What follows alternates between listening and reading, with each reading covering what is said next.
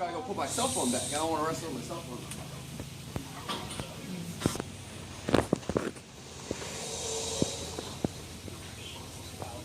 Well, he just volunteered.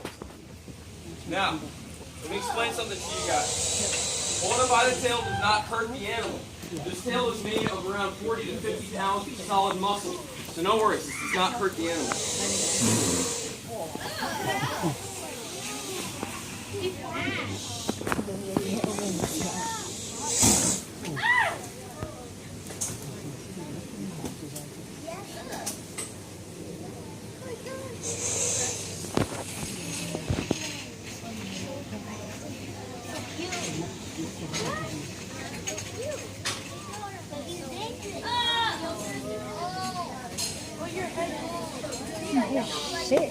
Alright guys, let's take a look inside of that mouth. You got 80 teeth in there, 40 on the top, 40 on the bottom. Now the cool thing about being an alligator, as an alligator they can actually break those teeth off and they grow them right back. Most alligators suckle through around 3,000 teeth in their lifetime. It's a lot of teeth. Now that comes in handy when you think about how hard these animals can bite down. A larger alligator like this can jump down with an entire ton of force in that mouth. That's around 2,000 pounds per square inch of power. Wow.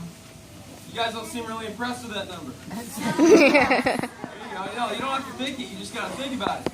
That's enough power to take your head and squash it like a grape. In 1 second, okay? Now if you're not impressed by that, it's because you're on the wrong side of the fence there. God. Now even though they can slam your jaws shut with all that power, I can actually keep their jaws shut with just my bare hands, as you guys can see me doing right now. The power these animals have is in shutting them out. They have very little opening force, which also means if any of you are about to be eaten by a gator, just turn around and grab his mouth. No, I'm kidding. Okay, you're running for your life. Don't try that, you might die. Now, we get most of our gators in here as nuisance alligators. These are ones that show up in someone's backyard swimming pool, or maybe they ate somebody's pet or something like that, and it happens. They get in trouble with people sometimes. Now, when that happens, a person will call a trapper to capture and kill the animal, which is very sad. You know, it's not their fault. It's the nuisance person's fault. People who feed them.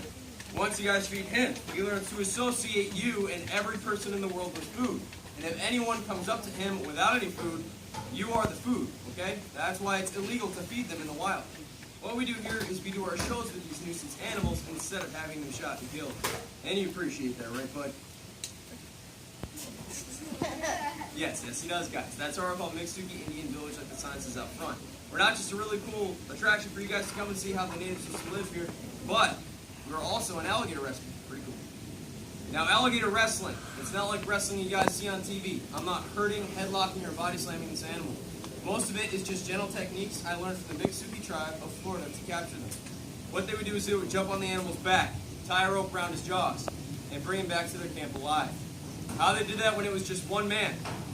He would take the gator's jaws and pin it between his chin and his chest, so his hands were free to take out a rope and tie a knot around the mouth.